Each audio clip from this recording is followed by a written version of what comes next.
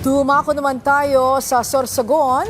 Nananatiling stranded ang ilang biyahero roon na papuntang Visayas at Mindanao dahil sa bagyong Opong. Namahagi naman ng hot meals para sa kanila ang DSWD. Ang detalye sa report ni Daryl Buena ng PTV Legazpi.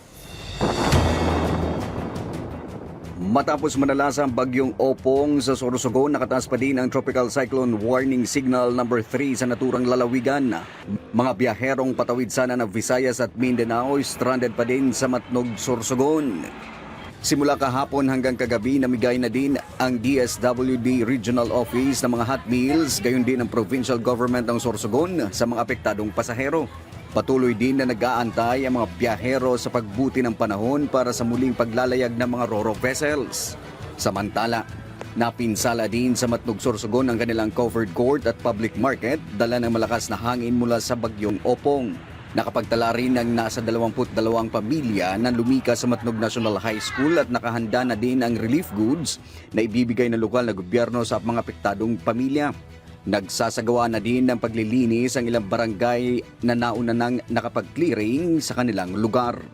Kasama si Florante Gasis ng PTV Legazpi.